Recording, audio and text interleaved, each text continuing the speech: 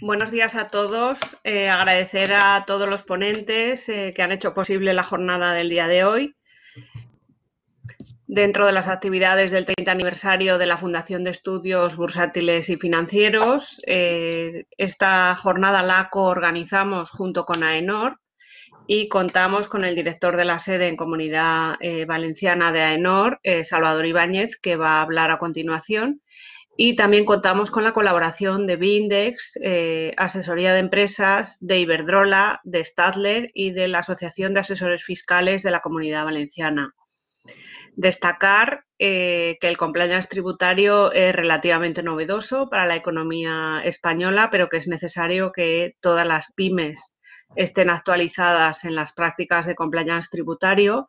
Hoy además vamos a tener el honor de contar con un elenco de empresas, alguna de ellas recientemente autorizada por AENOR con la norma de compliance tributario, que como digo es muy novedosa, pero que ya está incorporada en algunas empresas, como es el caso de Iberdrola, y destacar la novedad y el carácter procíclico de esta jornada, destacar el impulso de AENOR a las prácticas de compliance tributario entre las numerosas normas que ha incorporado AENOR a la economía española, y agradecer la asistencia a todos aquellos que os habéis conectado.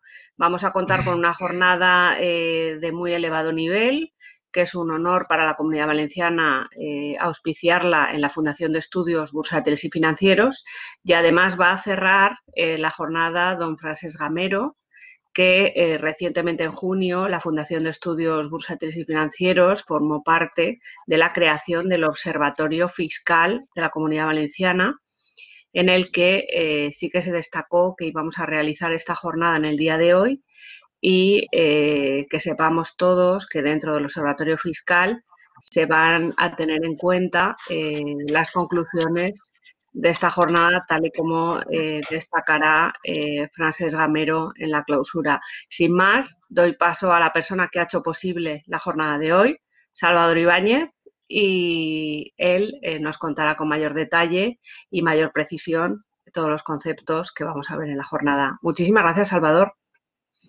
Muchas gracias, Isabel. Muy buenos días a todos.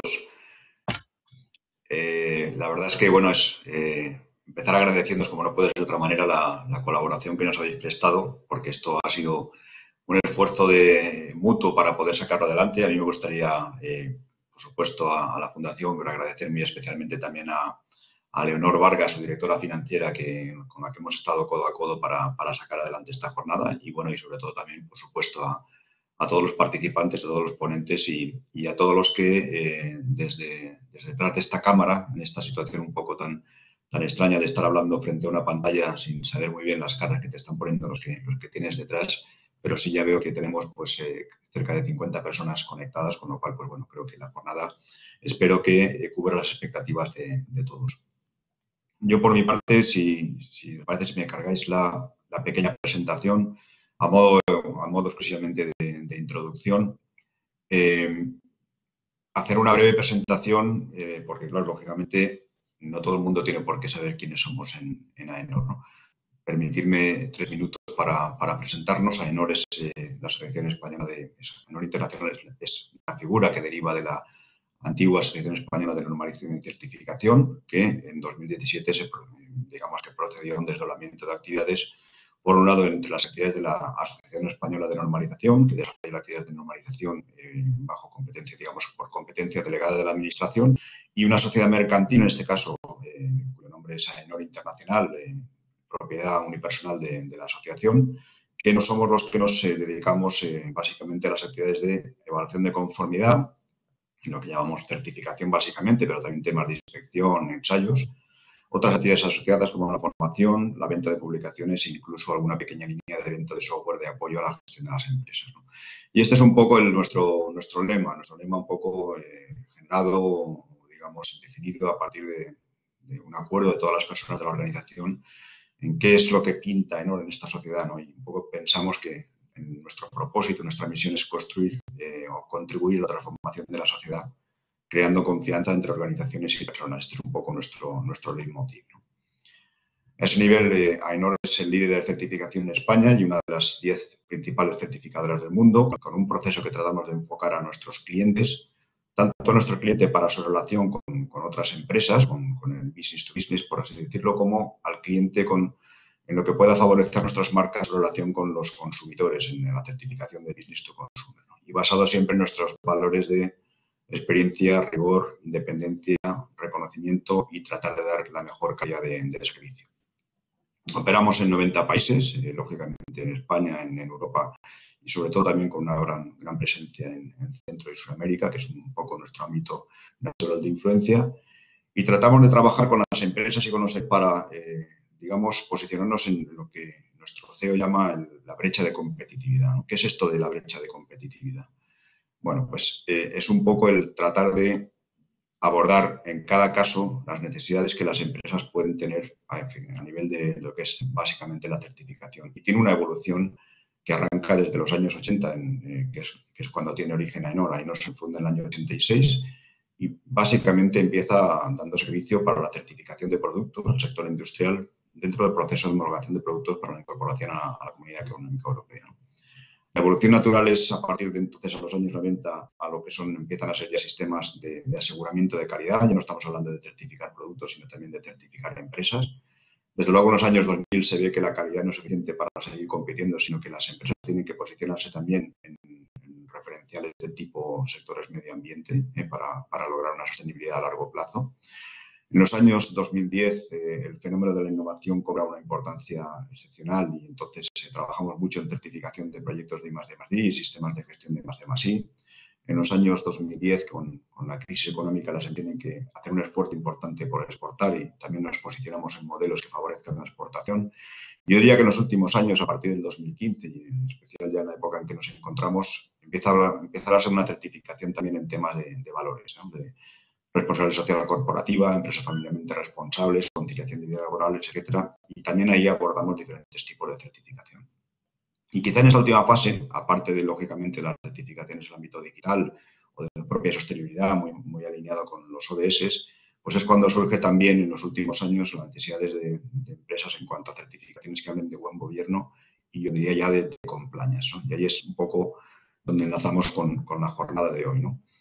A nivel de compliance, para que tengan un poco un marco de en qué tipo de normas nos estamos moviendo, pues existe en el 2015 la 19.600, que es una guía de gestión de compliance de un alcance muy amplio para cumplimiento de cualquier tipo de normativa. Es una guía, no es certificable. Pronto hay una norma ISO, la 37.601, si tengo bien la referencia, que va a sustituir esta guía de alcance internacional. Luego tenemos una norma 19.601 que se desarrolló en el año 2017 para dar básicamente respuesta al último cambio en el Código Penal que sugería la posibilidad de que las empresas también ciertos tipos delictivos pudieran ser cometidos no solo por personas físicas, sino por personas jurídicas. Y desarrollaba unos modelos de sistemas de gestión cuyo cumplimiento pues, podría ser causa de excepción ante un posible problema penal. A partir de ahí también una norma 37.001 de sistemas de gestión de antisoborno, en este caso una norma internacional ISO, que estamos aplicando bastante, por cierto, con nuestros clientes en Centro y Sudamérica. Y finalmente la norma que nos ocupa hoy, la norma más reciente, la 19.602 del año 2019, que es un sistema de gestión de compliance tributario del que yo evidentemente no soy experto, pero como ha dicho Isabel, tenemos la suerte de tener personas que van a dar las siguientes ponencias y que verdaderamente conocen en profundidad o han implantado ya la norma, ¿no? Esta norma habla básicamente de sistemas de control, es una norma alineada con los modelos de gestión de ISO, en lo que llaman modelo de alto nivel, lo explicará con más detalle Yolanda. Pero bueno, básicamente aborda para los profanos en esto pues dos tipos de asuntos, ¿no? Por un lado, el concepto de lo que son buenas prácticas tributarias y yo casi prefiero leer exactamente cómo define la norma porque creo que se entiende muy bien y es la mejor forma de decirlo de forma precisa. Es un conjunto de principios, valores, normas y procedimientos que definen un acuerdo marco de gestión y control tributarios y de comportamiento en la organización encaminados a generar relaciones de confianza, transparencia y seguridad jurídica, tanto en el interior de la organización como respecto a las partes interesadas y la sociedad en su conjunto. Yo creo que es un poco, es bueno leer las definiciones de las normas. Creo que orientan mucho luego para comprender el alcance de sus requisitos, ¿no?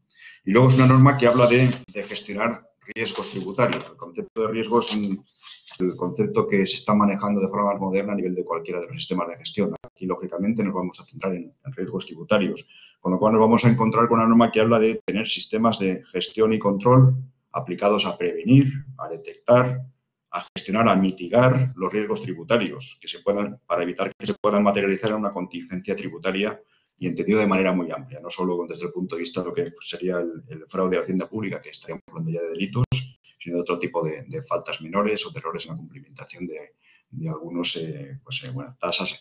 ¿Vale? Entonces, yo por mi parte nada más. Vamos a dar paso a la primera de las ponentes. La primera de las ponentes, que es mi compañera Yolanda Serrano de Nicolás, y que, bueno, es la persona que diría que en AENOR mejor conoce o con más profundidad ha tratado estos temas a nivel tanto de elaboración de norma como de las prácticas en auditoría. Y le doy paso tras una breve presentación. Yolanda, creo que estás preparada. Yolanda es licenciada en Derecho, especialista en delitos económicos por el Instituto de Estudios Bursátiles de Madrid.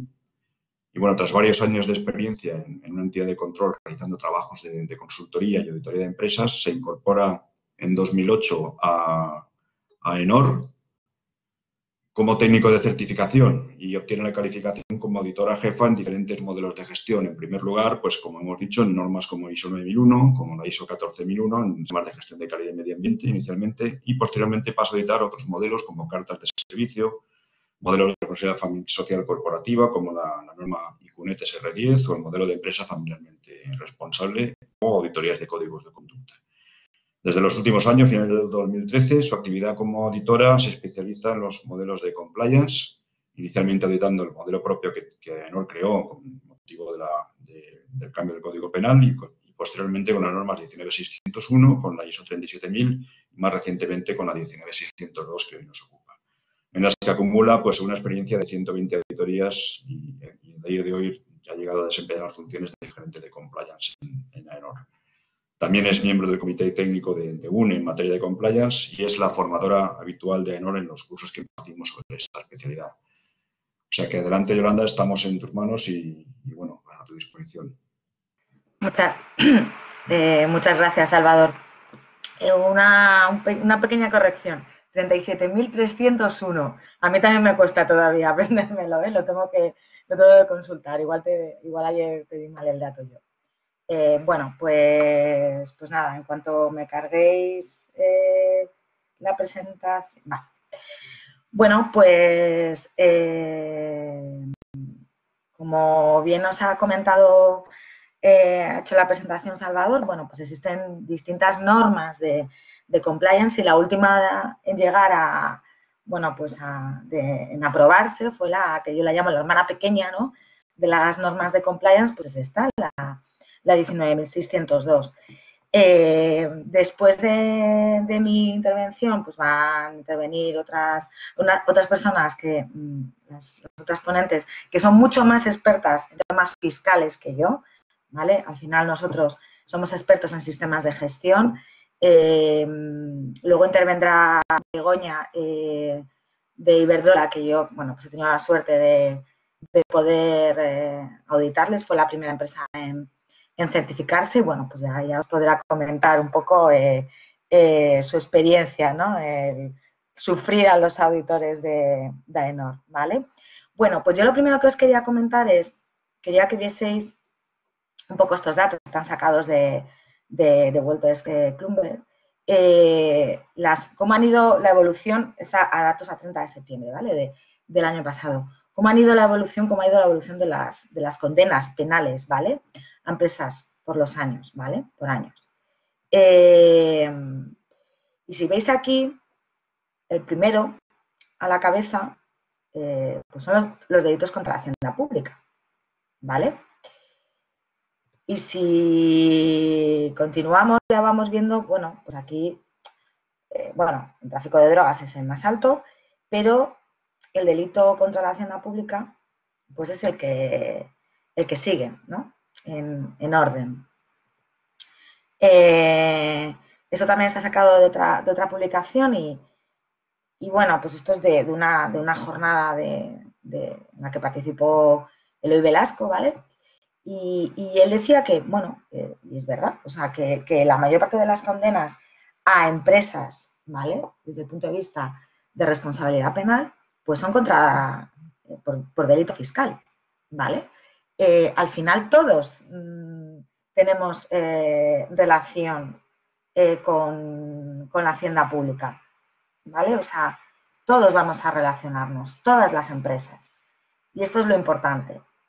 Da igual el tamaño de la empresa. Grande, pequeña, podemos pensar, esto es de aplicación a grandes corporaciones como Iberdrola, por ejemplo. Pues no, es de aplicación a cualquier tipo de empresa, ¿vale? No solo desde el punto de vista de este delito fiscal, sino también, como ha comentado, bueno, Salvador, también hay otros riesgos que no es solo el delito fiscal, ¿vale? Entonces, al final, todas las empresas tienen ese posible, se puede materializar ese posible riesgo fiscal o riesgo tributario, ¿vale? Y de eso es de lo que va esta norma, de poder identificar tus riesgos, cuáles son tus riesgos, tus contingencias tributarias, definir controles para prevenir o mitigar en la medida de lo posible que se produzca pues, ese posible que se materialice, ¿no? Ese riesgo, ¿vale? Entonces, bueno, después de que quería que vieseis un poco, que os pusierais en situación, ¿no? Que el delito fiscal está a la cabeza de las condenas penales a empresas, ¿vale? Y que por sanción económica, pues es el segundo, ¿vale? Hasta mediados de, bueno, pues hasta septiembre del año pasado, ¿vale? Una vez, bueno, visto esto, ¿no?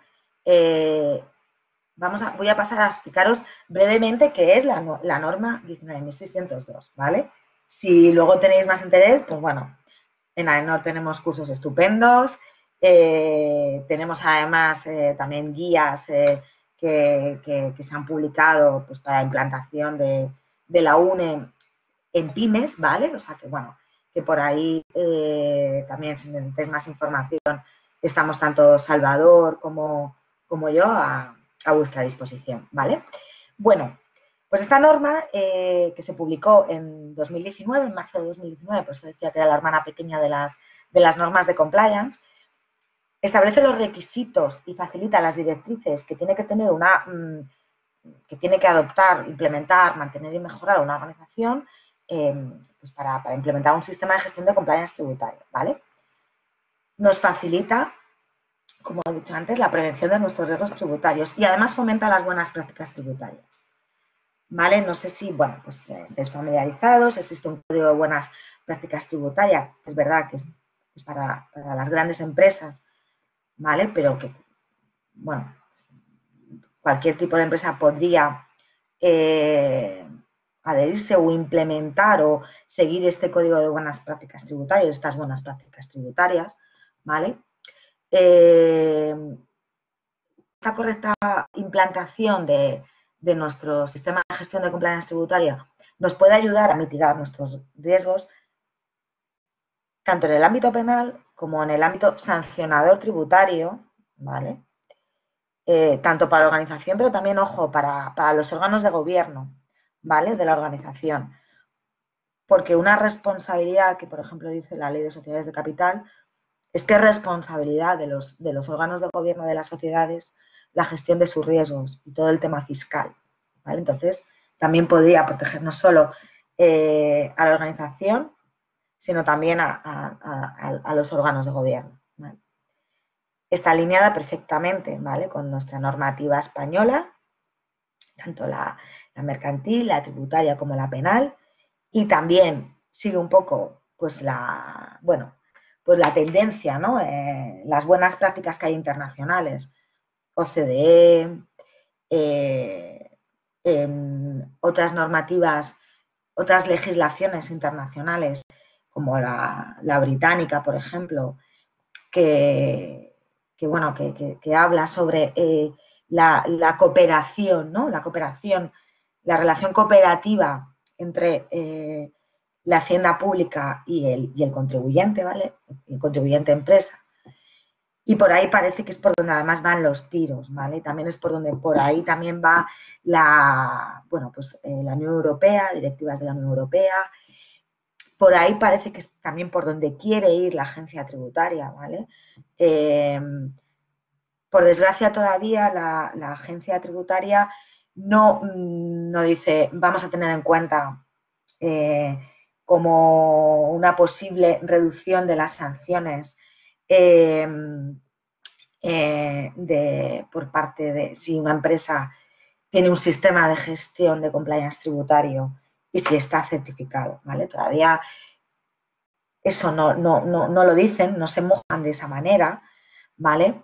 Pero sí que es verdad que en jornadas en las que he podido asistir y ha estado pues Jesús Gascón, el presidente del director de la agencia tributaria, dice que sí que se valorarán, que se tendrán en cuenta, que no todos los casos se podrán tener, no se podrán considerar de la misma manera, ¿vale? O sea, y él ya sí que dice, ¿no? Que tiene que cambiar un poco la relación entre la agencia tributaria, entre la hacienda pública y el contribuyente, ¿vale? Por esa, bueno, pues yo sé además que, porque en reuniones con clientes, que después de que Iberdrola se certificase, hubo grandes empresas que nos llamaron y que nos dijeron que se habían puesto en contacto con ellos, la agencia tributaria, preguntándoles que por qué Iberdrola y ellos no, ¿vale? O sea, que sí que hay interés, pero bueno, no pueden públicamente, pues, mojarse demasiado, ¿no?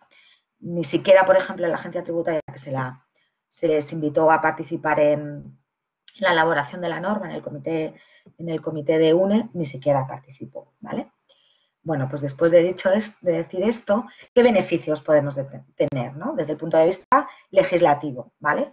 Pues desde el punto de vista legislativo, si implementamos, y mucho mejor si certificamos la UNE 19.602, desde el punto de vista de la Ley de Sociedades de Capitales, bueno, pues es un medio de prueba adicional para demostrar la diligencia debida, el deber de diligencia por parte de nuestros administradores.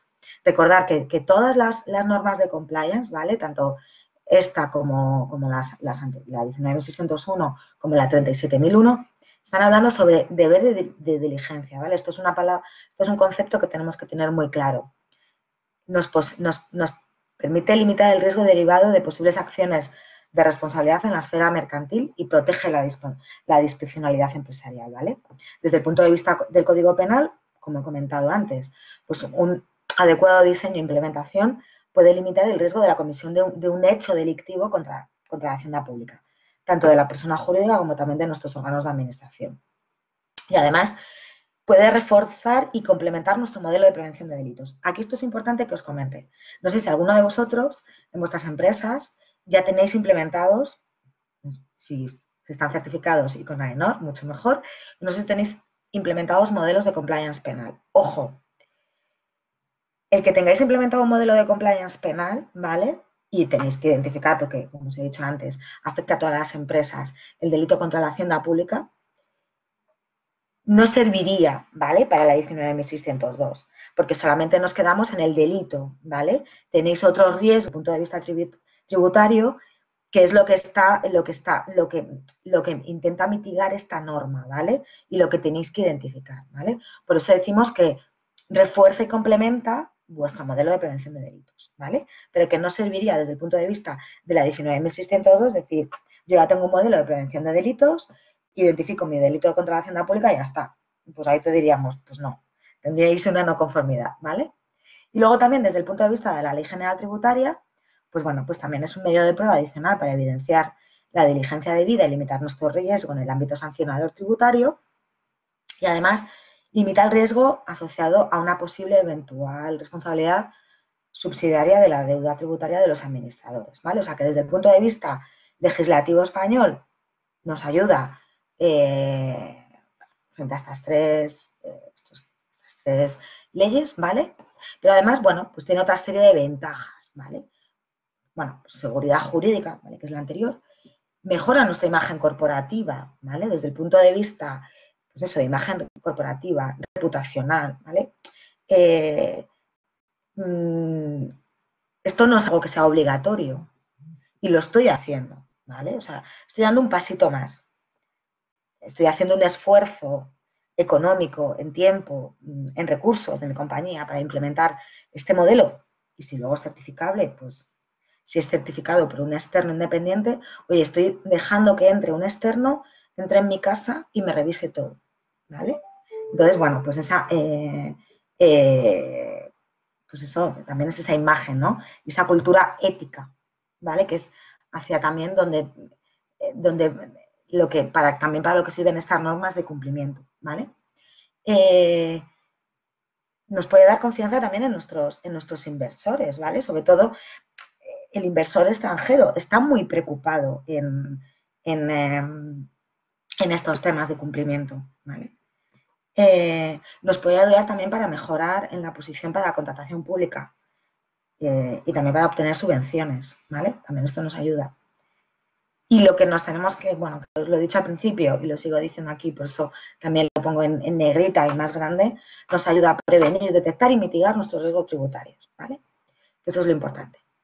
Bueno, estos serían los requisitos, ¿vale? A la hora de implementar un modelo de compliance tributario, de un sistema de gestión de compliance tributario basado en la UNE 19.602, pues tenéis que tener en cuenta estos requisitos. Esta norma, como ha dicho Salvador, sigue la estructura de alto nivel de las ISOs, aunque sea una UNE, una norma española, pero sigue la estructura de alto nivel de ISO. ¿Esto qué significa? Pues esto significa que podríamos integrar con otros esquemas de certificación que ya tengamos en nuestra compañía, pues podríamos integrarlo, podríamos, oye, en los primeros años no os lo recomendamos, ¿vale? Pero sí que en un futuro podríais ir a integrar, oye, pues se puede integrar con nuestras auditorías. Lo normal, ¿vale? Que todavía este año las empresas que están certificadas y las que están en proceso de, la mayoría están también certificadas en compliance penal y en antisoborno, no han hecho la auditoría de manera integrada, ¿vale? Pero se puede hacer perfectamente. ¿Son requisitos estructura común de otras normas ISOs? Contexto de la organización, la parte de liderazgo, la parte de planificación, también elementos de apoyo, evaluación del desempeño, mejora. Luego ya, claro, son temas concretos, ¿no? Pues si vamos al contexto de la organización, en muchas empresas, pues en otros sistemas, calidad, medio ambiente, o incluso en penal o en antisoborno, analizan su contexto, oye, pues dónde estamos, en qué sectores operamos solamente en España, operamos en el extranjero, que solamente cotizamos a la Hacienda Pública Estatal, y a las locales, también tenemos que tributar en las agencias, en las forales, ¿vale? Tenemos mucha relación con la administración pública, tenemos trabajadores desplazados al extranjero, ¿vale? Un poco, aquí tendríamos que identificar eso, bueno, en función de a qué nos dedicamos, qué tipo de obligaciones fiscales tenemos y desde ahí podremos hacer una buena identificación de nuestros riesgos tributarios.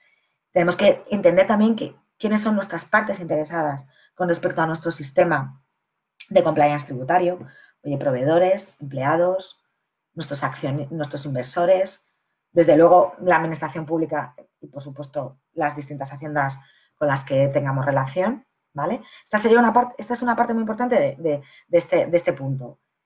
Clave es el liderazgo, ¿vale? Clave. En estas normas de cumplimiento, a diferencia de otros esquemas, no nos quedamos en la alta dirección, sino que esto viene de arriba, viene de los órganos del órgano de gobierno. ¿Vale? Aquí, cuando hablamos de liderazgo, hablamos de las responsabilidades del órgano de gobierno con respecto a nuestro sistema de gestión tributario, hablamos del órgano de compliance tributario y hablamos de la alta dirección entendida, alta dirección desde el punto de vista de compliance tributario, ¿vale? O sea, aquí en algunas empresas nos hemos encontrado a veces con el problema de, oye, desde el punto de vista fiscal, ¿quién es tu alta dirección? ¿Vale? O sea, tenéis que tener ese matiz, ¿vale? Por supuesto, tenemos que definir una política de compliance tributario. o una estrategia fiscal, o cuáles son nuestros principios, nuestros valores desde el punto de vista de compliance tributario, desde el punto de vista de buenas prácticas fiscales o tributarias, ¿vale? La norma, como el resto de esquemas de certificación, establece cuáles son los requisitos mínimos que debe tener una política de compliance tributario.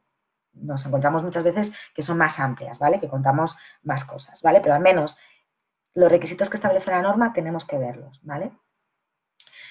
Importante que antes ha hablado de la cultura ética, ¿vale? Cultura es formaciones, sensibilizaciones, comunicación, ¿vale? Reconocer las buenas prácticas que se den en la organización desde el punto de vista tributario. Tenemos, por supuesto, que dotar de recursos para poder mantener este sistema, ¿vale? No, esto al final es tiempo de la gente, son recursos financieros, necesitamos una ayuda externa, ¿vale? Pues esos son los recursos. La gente tiene que ser competente, ¿vale? En esta materia. Es verdad que aquí nos encontramos que siempre tradicionalmente, yo que además que, como ha dicho Salvador, vengo de, mis inicios fueron en el mundo de la calidad y bueno, pues solía auditar muchas asesorías fiscales y tal. Es verdad que esta parte normalmente la gente, como tenéis tantos cambios, la gente está en continua formación, ¿vale? Tenemos aquí que diferenciar entre también identificar nuestro personal, cuál es el personal más expuesto al riesgo tributario.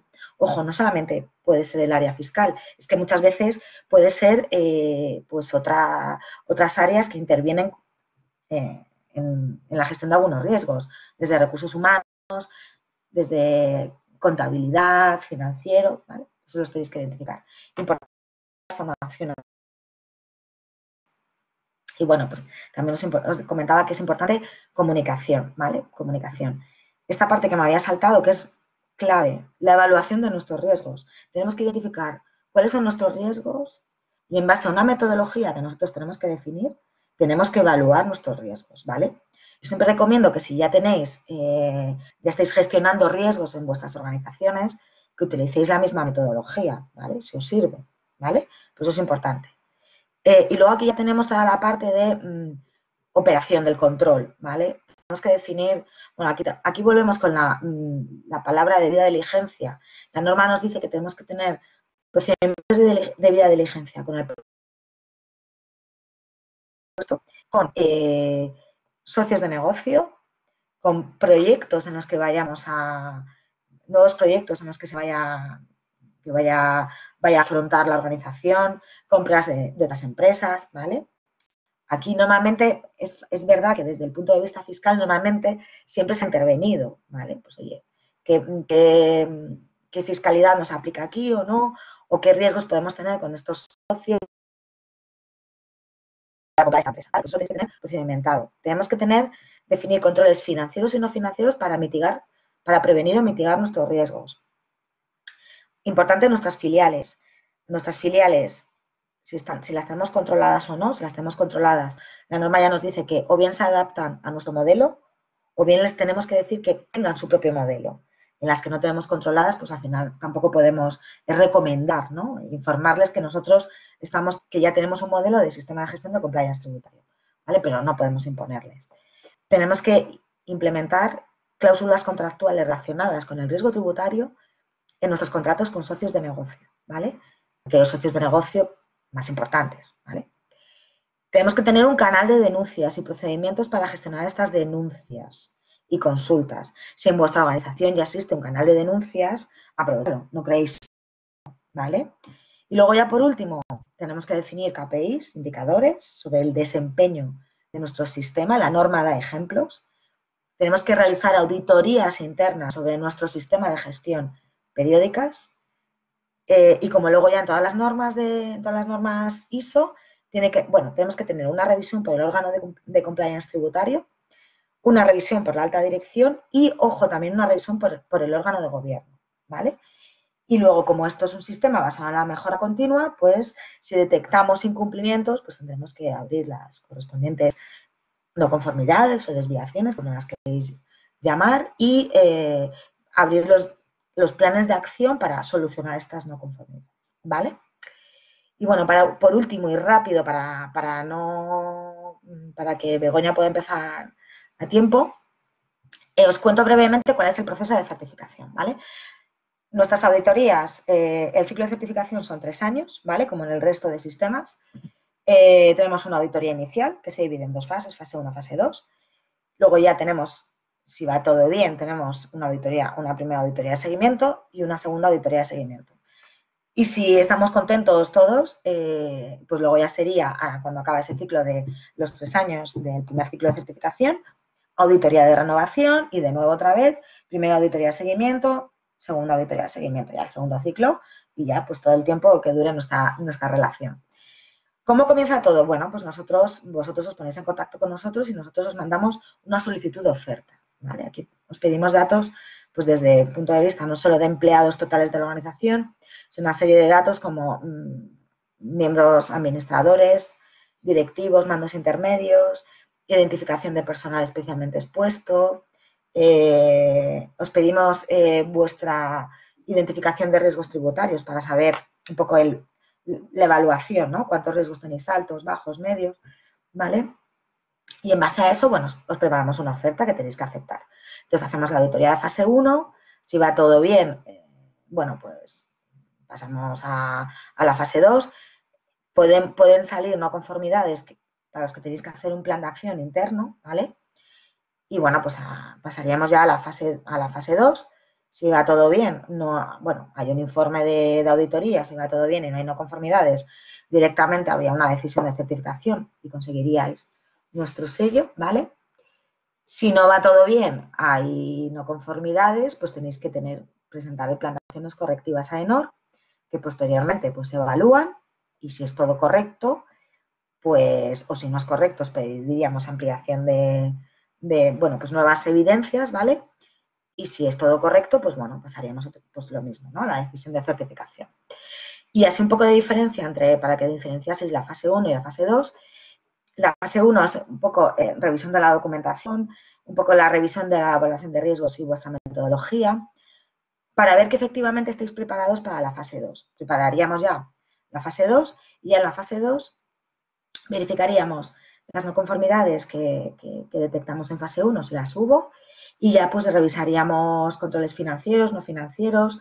Normalmente en fase 1 estamos con el área fiscal o con la parte que lleva el sistema de gestión tributario, y ya en la fase 2 estamos con otras áreas. Pues estamos ya también con recursos humanos y con las áreas que llevan, pues que otras áreas que intervienen en el sistema de compliance tributario. Y como os comentaba, bueno, pues luego hacemos un informe que a diferencia de otros informes, ISO 9000, 14000, no los hacemos en vuestras instalaciones, sino que lo hacemos con posterioridad al cierre de la auditoría. Sí que en el cierre de la auditoría hacemos una pequeña reunión final en el que ya os decimos, oye, no va a haber no conformidades, o si las va a haber y van a ser estas. Y si las hay, como os decía, tenéis que presentarnos un plan de acciones correctivas, que tenéis 30 días naturales desde que os enviamos el informe. Y bueno, y hasta aquí mi presentación. Espero que no... Es muy poco tiempo para poder presentar todo, pero bueno, pues espero que de todas maneras, cualquier duda y tal, pues como os he comentado antes, o bien a través de Salvador, pues os podemos solucionar todas las dudas que, con posterioridad a este webinar, pues todas las dudas que se os puedan plantear. Muy bien, pues... He ido muy acelerada, pero es que veía que el tiempo... Pues muchas gracias, Yolanda. Yo creo que, bueno, hemos empezado 5 o 6 minutos más tarde, con lo cual, pues, vamos en tiempo según lo previsto. Vale. Yo sí me gustaría aprovechar, pues, para hacerte una pequeña pregunta, agradecerte tu intervención, desde luego, pero bueno, al final estamos hablando de un esquema de certificación que llamamos nosotros técnicamente, un modelo de certificación muy incipiente. Realmente, pues, Iberdrola, con la que vamos a contar ahora, pues fue la primera empresa que certificó durante el año 2019. Durante el año 2020 hemos certificado ya también 2 empresas más, que son grandes corporaciones. Y creo que hay hasta 3 o 4 o 5 empresas en proceso de certificación. Están algunas en proceso y una que está a punto, yo creo que la semana que viene sale. Con lo cual, pues probablemente pues acabemos el año pues con 5 o 6 empresas más certificadas, ¿no? Pero un poco tú como, digamos, como gerente de este producto en AENOR. ¿Qué expectativa tienes? Es decir, ¿qué se espera de esto? ¿Esto va a ser una certificación masiva como una ISO 9001 o esto nos vamos a quedar en una élite? ¿Cómo lo ves? A ver, la desgracia es la situación en la que nos encontramos ahora, que nos ha cortado todo, nos ha parado todo. Pero sí que hay interés en las organizaciones y sobre todo hay interés porque, como os he comentado al principio, todas las empresas tienen relación con la agencia tributaria. Todos tenemos que pasar por todos los años tenemos relación con ellos. Entonces, como he comentado, yo creo que al final esta norma sí que va a haber interés. Y además, fíjate, Salvador, cuando se publicó, a mí me sorprendió gratamente porque sabes que, bueno, que en compliance penal al principio hubo mucha demanda de grandes empresas, de grandes corporaciones. Y aquí, desde el principio, es verdad que las que tenemos certificadas son grandes empresas que cotizan en el IBEX, pero también ha habido interés, y la que va a salir la semana que viene no es una gran empresa, sí que veo que hay interés en cualquier tipo de tamaño de empresa. Entonces, esto yo creo que este año es lo que queda de trimestre, lo que queda de año. Bueno, pues vamos a seguir trabajando, interviniendo en webinars, en jornadas, que ya tenemos por ahí alguna más con otros despachos y tal. Y yo creo que sí que va a haber interés, pero por eso, porque al final como que lo ven más cercano. O sea, el compliance penal a veces o el antisoborno, ¿no? Lo ven como, guau, esto afecta a las grandes. Y salvo que me lo pida algún cliente grande o quiero trabajar en el extranjero y tal, lo ven como más allá. En cambio esto lo ven como más en su día a día, ¿vale? Todos tenemos identificados nuestros riesgos. Entonces, yo creo que mi sensación es que sí que va a haber éxito, va a tener éxito. A ver, no vamos a llegar al nivel de una 9000, que la 9000 es la madre de todo, de todas las normas, como digo yo, pero yo creo que sí, que en los futuros años va a haber movimiento. Yo creo que sí. Muy bien. Pues muchas gracias, Yolanda. Nada. Y si os parece, pues vamos a dar paso a la segunda presentación, ya que tenemos el privilegio de contar con Begoña García Rozado González, que es la responsable global de estos temas en Iberdrola, y que yo he tenido que hacer un esfuerzo verdaderamente importante para resumir su currículum y no ocupar la media hora de su presentación. Pero bueno, Begoña es licenciada en Ciencias Económicas y Empresariales por la Universidad Pontificia de Comillas y además ha realizado cursos de alta especialización en contabilidad, fiscalidad financiera, fiscalidad internacional en la Escuela de Hacienda Pública, formación en especialidades contables en las entidades de crédito, curso de bolsa en la Bolsa de Madrid, entre otra formación relevante, por supuesto, al margen de un montón de formación más. Un periodo de oposición al Cuerpo Superior de Inspección de Finanzas del Estado que le lleva a desempeñar funciones como inspectora de Hacienda, de Aduanas y de Impuestos Especiales a partir del año 99, cuando asume la jefatura de la Unidad de Dependencia Provincial de Inspección de Barcelona de la Agencia Estatal de Administración y Tributaria. Entre los años 2011 y 2017 ha desempeñado funciones primero como coordinadora, posteriormente como subdirectora general adjunta y desde 2012 hasta el 2017 como subdirectora general del área tributaria de la Subdirección General de Impuestos sobre las Personas Jurídicas de la Dirección General de Tributos en el Ministerio de Hacienda. En el periodo 2017-18, digamos que pasa a colaborar con el sector privado como socia responsable de fiscalidad corporativa en entidades como PricewaterhouseCoopers o Deloitte. Y desde marzo del 2018 se incorpora a su actual puesto en Iberdrola como directora general o directora global de fiscalidad. A lo largo de su carrera, pues ha asumido responsabilidades a nivel personal como la elaboración e interpretación de la actual Ley 27/2014 del Impuesto sobre Sociedades, de la actual regulación del régimen de SOCIMIS, la Ley 11/2009, y de las demás modificaciones normativas realizadas entre 2012 y 2017 en el ámbito de la fiscalidad corporativa directa. Ha tenido el honor y ha representado a España en el Consejo de la Unión Europea en relación con el impuesto de sociedades, tanto en la elaboración de directivas comunitarias de fiscalía directa como en el Código de Conducta así como en la OCDE. Ha sido también miembro del Consejo de Contabilidad, Instituto de Contabilidad y Auditoría de Cuentas, ICAC.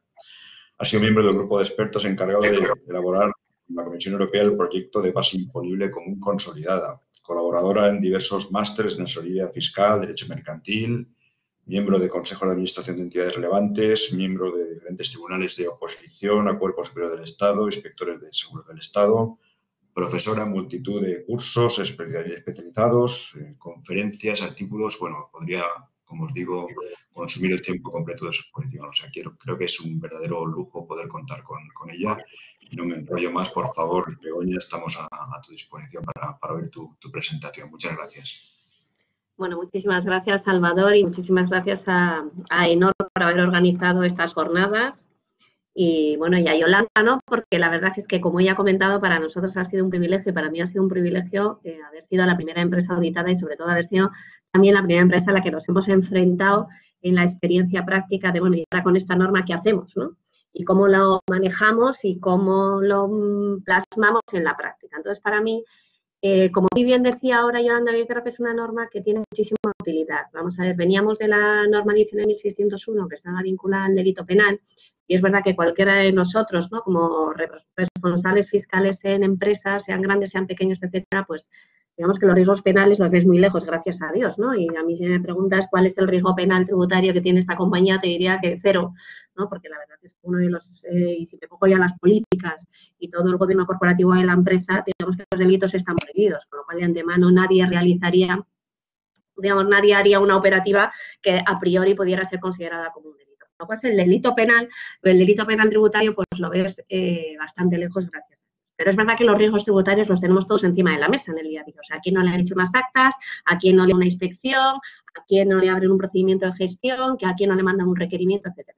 Entonces, es verdad que esa parte, que es muchísimo más común en todas las empresas, pues efectivamente tiene muchísima más aplicación práctica el cogerte esta norma por lo menos y hacer una revisión de cómo está establecida y cómo está fijada la fiscalidad en cualquier empresa, ya digo, sea grande, pequeña o mediana. Nosotros, obviamente, claro, tenemos una organización compleja porque somos una empresa muy grande y somos una multinacional y además estamos en la matriz, con lo cual tienes que tener la visión global y todo, pero es verdad que en cualquier empresa pequeña, si esto lo trasladas a su nivel, pues te tiene que mostrar la misma utilidad. Entonces, bueno, yo por un lado, precisamente por eso, separo bastante esta norma de lo que es la norma, la UNE 19.601, porque la 19.601 vinculada al delito con carácter general y estaba más vinculada al riesgo tributario estricto. Entonces, yo digo, bueno, pues como yo os decía, riesgos penales, pues es muy difícil, digamos, pero riesgos tributarios los tienes en el día a día. Pero simplemente porque el riesgo cero no existe, es decir, porque las normas no tienen una aplicación práctica directa, porque cuando coges una norma y vas a aplicarla, pues puedes encontrar 2, 3 y 4 interpretaciones distintas y entonces dices, bueno, ¿y con esto qué hago, no? O sea, ¿qué interpretación cojo? Entonces, ahí es donde empiezan tus riesgos, ¿no? Entonces, yo creo que los riesgos tributarios, en este caso, están más vinculados no al delito tributario penal, sino a la contingencia, ¿no? Como muy bien decía antes Salvador y Yolanda, pues aquí contingencias fiscales podemos tener todos. Entonces, lo que te intenta hacer esta norma o lo que te permite, sobre todo, es ver si tu sistema interno fiscal gestiona bien esos riesgos fiscales que puedes tener en tu día. ¿No? Con lo cual, partiendo de ese elemento, pues aquí empieza a tener una gran practicidad esta norma 19.600.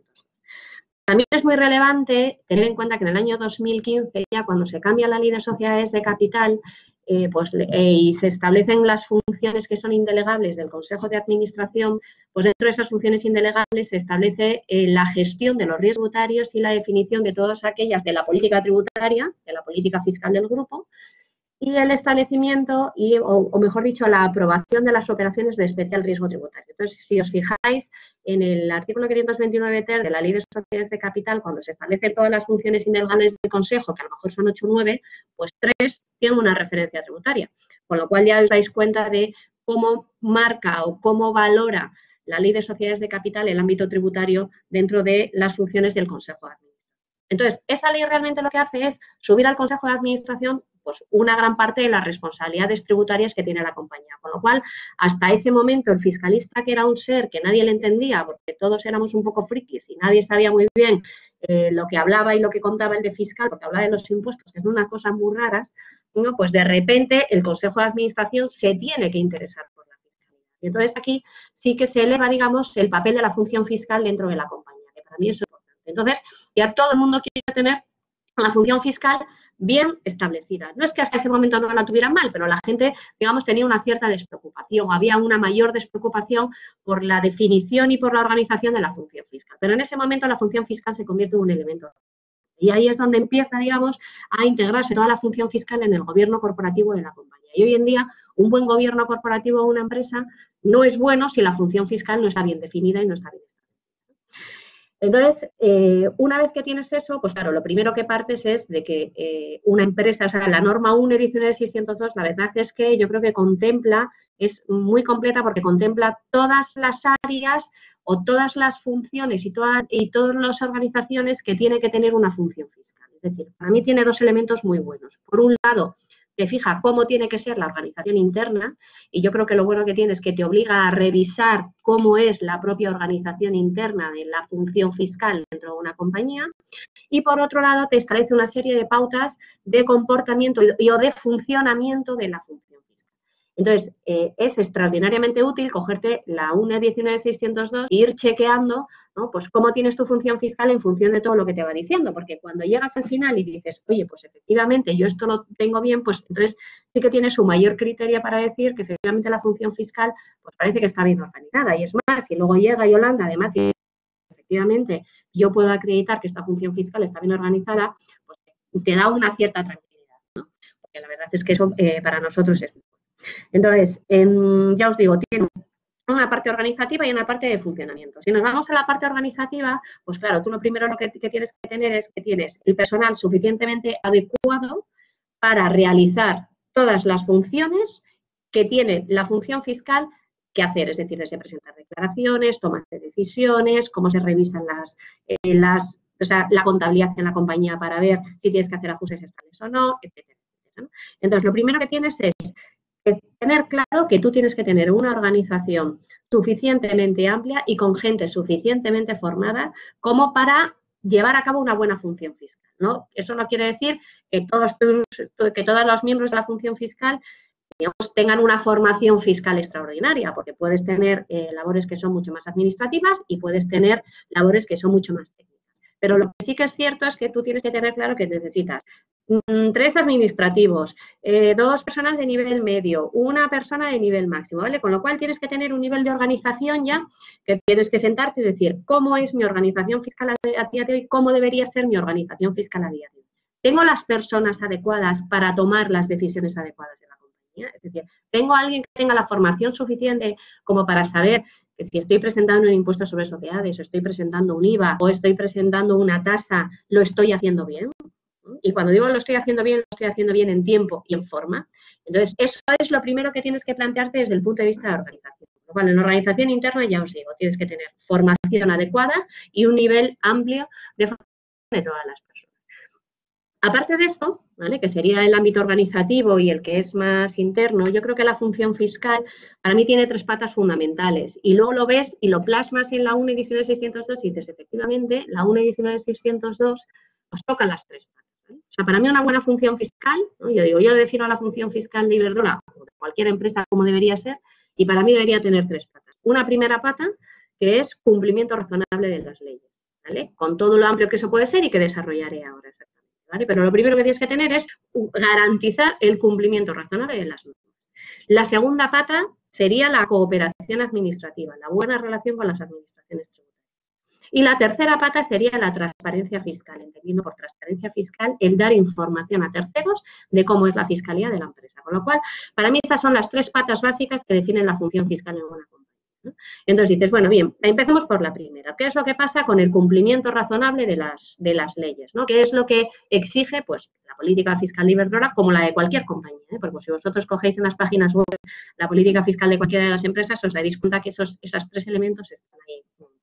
Entonces tienes, primero, cumplimiento razonable de las normas. Eso me exige, primero, que yo presente, obviamente, todas las declaraciones que tiene que presentar la compañía en tiempo, pero además en forma. Y en forma supone tomar una serie de decisiones con respecto a cómo se deben interpretar las leyes. Entonces, para tomar esa serie de decisiones es donde tienes que empezar a valorar los riesgos fiscales que tienes. Y dices, oye, pues yo tengo que hacer un ajuste extracontable o no tengo que hacerlo. ¿no? Por poner un ejemplo claro en el impuesto sobre sociedades.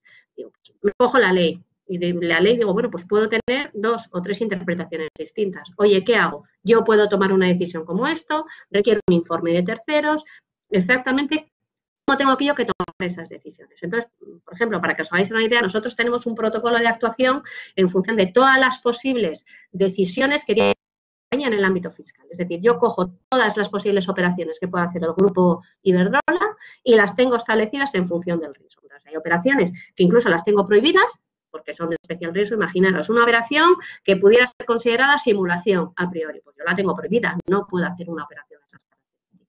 O una operación que pueda ser delito, como os decía antes. Yo no puedo realizar, Iberdrola no puede realizar una operación que sea delito fiscal. Operaciones en las cuales tengo que valorar. Pues ahí puedo entrar en una operación que no está prohibida, pero que a lo mejor me puede dar lugar a una contingencia, porque yo puedo hacer una valoración, yo digo, vale, yo tengo que valorar una compañía. Bueno, pues yo una compañía, imaginaros, por 1.000.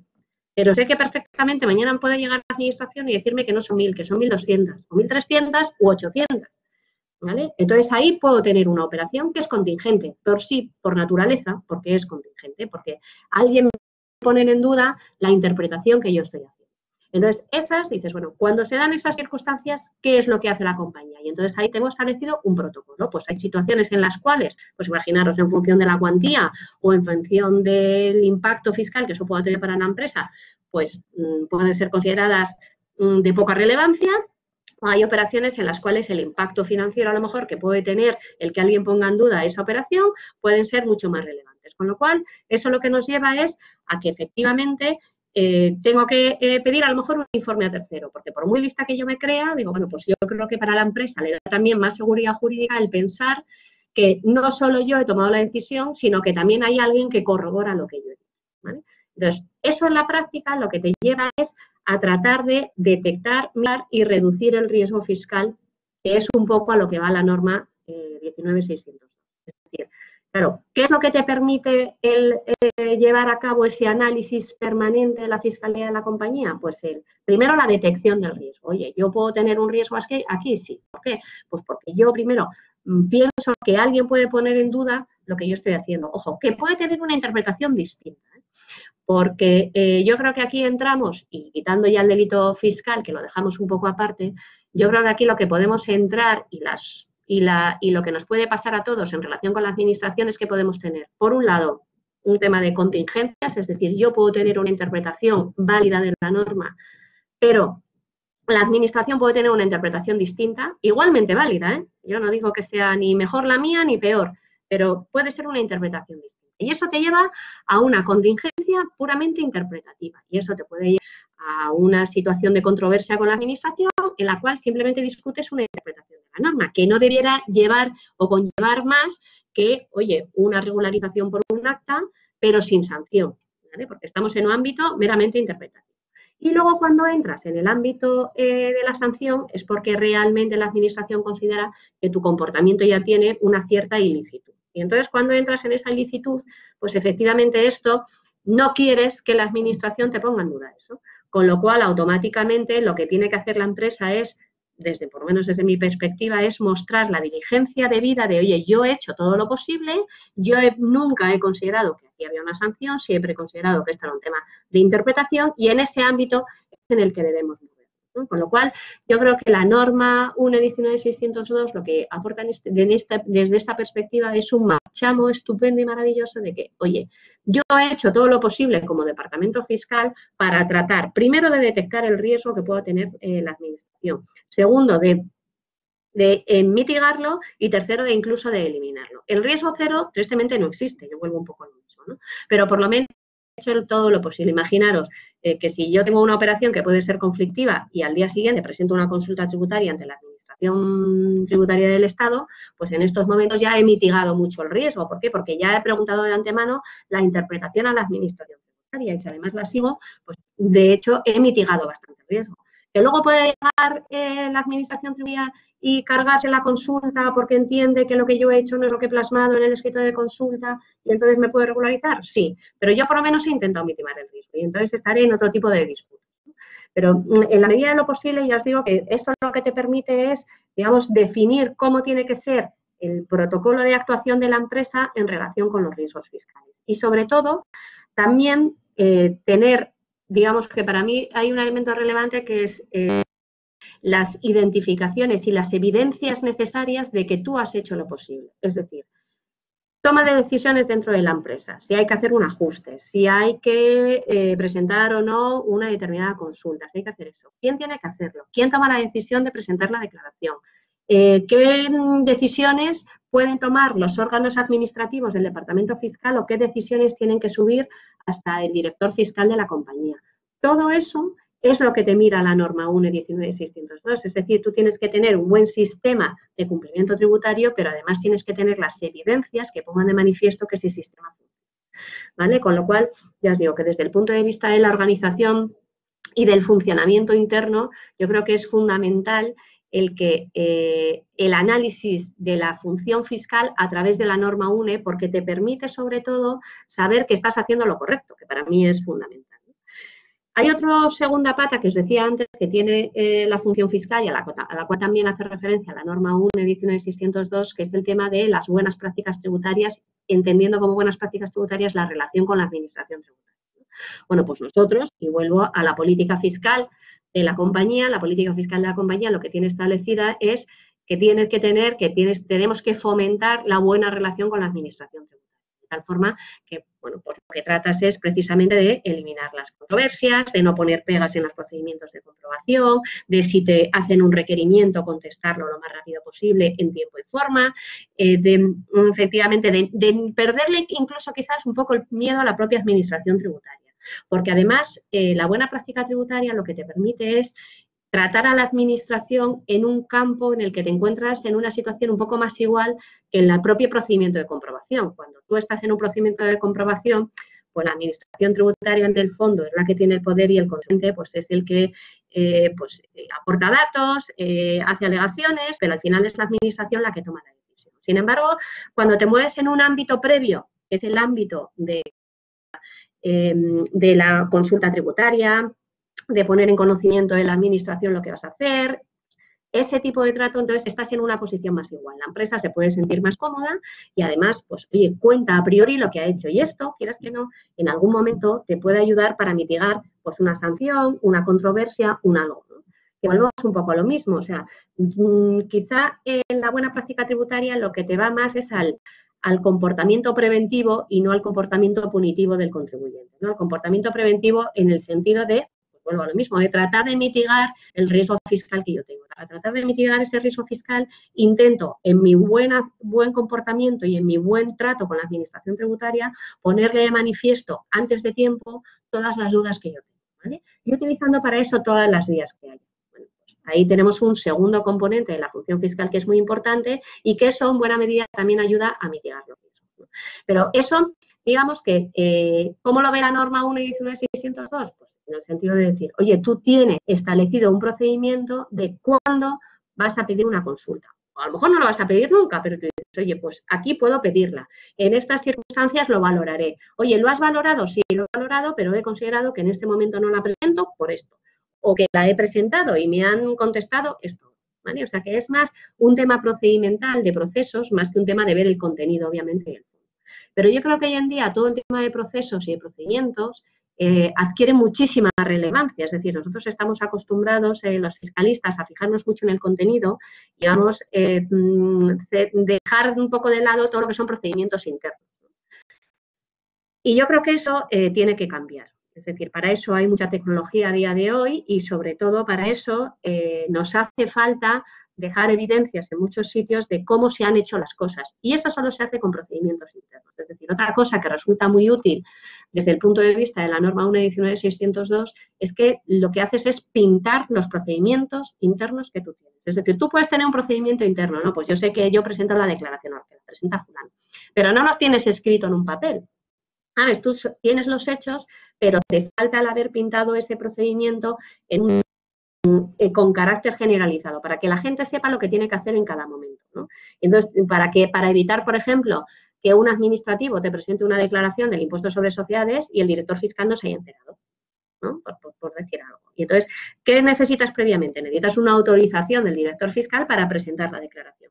Entonces, esa autorización del director fiscal, que os puede parecer una tontería, la tienes pintada en un procedimiento. Es decir, fulanito elabora la declaración, la revisa el director fiscal, le autoriza a presentarla y entonces la presentación vuelve al administrativo para que se presente la declaración, ¿no? Entonces, eso lo que permite es que la decisión ha tomado la persona adecuada, porque si no, a lo mejor el administrativo presenta la declaración, el director fiscal ni se entera, que eso te puede ocurrir. Claro, alguien te puede llegar y decir, oye, ¿cómo sabes que se ha presentado la declaración y que se ha presentado bien? Dices, pues no lo sé, dices, pero ¿no la has revisado? Bueno, pues a lo mejor no la he revisado. Entonces, sí que tiene que haber, digamos, ese procedimiento establecido para que cada cual tome las decisiones oportunas.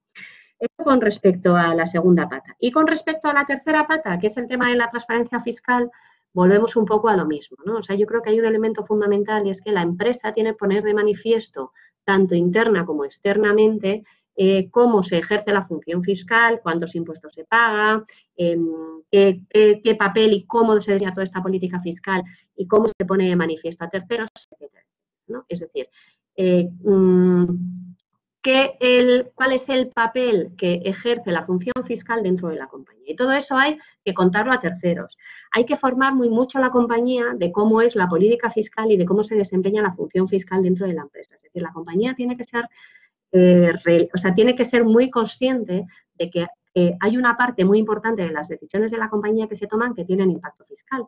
Antes lo decía Yolanda muy bien, que hablaba un poco de quiénes son las personas especialmente expuestas al riesgo dentro de la compañía, al riesgo tributario. Y el riesgo tributario no se circunscribe solo al ámbito tributario, al ámbito del departamento fiscal. Yo miro dentro de mi compañía y ¿quién tiene especial riesgo fiscal? Digo, pues puedo tener especial riesgo fiscal, pues el departamento de contabilidad, porque es el primero que define un elemento de la base imponible del impuesto sobre sociedades, por ejemplo. Puede estar especialmente al puesto fiscal, especialmente expuesto al riesgo fiscal el departamento de recursos humanos, porque efectivamente los recursos humanos manejan una parte importante de información fiscal a efectos de retenciones de IRPF o a efectos de retribuciones en especie. Puede tener una importante función fiscal y estar especialmente expuesto al riesgo fiscal el departamento financiero, porque toma decisiones que afectan a la financiación del grupo y eso puede tener incidencia. Es decir, la gente tiene que ser muy consciente de que la función que desempeña tiene un importante reflejo en el ámbito fiscal, ¿no? Y entonces, eso que te lo pone de manifiesto la norma 1 en 19.602, pues también se pone de manifiesto en la práctica, ¿no? Con lo cual, yo creo que esa labor también de instrucción y de formar internamente a la compañía para que todos sean conscientes de que los riesgos fiscales están muy extendidos en todas las áreas, ¿no? En el propio negocio en sí. O sea, yo no tengo ninguna duda de que el departamento de compras, el departamento de relación con proveedores, el departamento de relaciones institucionales, en todos los departamentos hay elementos que tienen impacto en la función fiscal, ¿no? Con lo cual, bueno, pues con todas estas cosas, yo lo que creo es que al final, viendo las tres partes de la función fiscal, ¿no? Pues la norma 1 19.602 ayuda muy mucho a hacer una revisión de toda la función fiscal y a definirla perfectamente y, sobre todo, favorece mucho el cumplimiento de la Ley de Sociedades de Capital, ¿vale? Porque cuando el Consejo de Administración, y vuelvo un poco a lo que decía al principio, es el que asume las responsabilidades de la función fiscal, en muchísimas cosas, en los riesgos fiscales, que las cosas se hacen bien. Entonces, esto para mí es muy útil desde varios puntos de vista. Primero, porque da seguridad jurídica. Segundo, porque está muy vinculado al gobierno corporativo de la compañía. Tercero, porque da mucha tranquilidad al Consejo de Administración. Cuarto, porque da mucha tranquilidad al propio director fiscal de la compañía, el saber que las cosas están bien hechas, el saber que alguien te ha auditado. O sea, yo voy a mi Consejo de Administración y digo, oye, la función fiscal, ¿cómo la ejercemos? Ha sido auditada por AENOR. Y ellos se quedan pues algo más tranquilos, obviamente. ¿Hemos eliminado el riesgo? No, pero sabemos que alguien ha auditado externamente el funcionamiento de la función fiscal y entiende que el funcionamiento de la función fiscal es acorde a unos estándares que están establecidos y además que tienen un nivel de exigencia que es muy alto.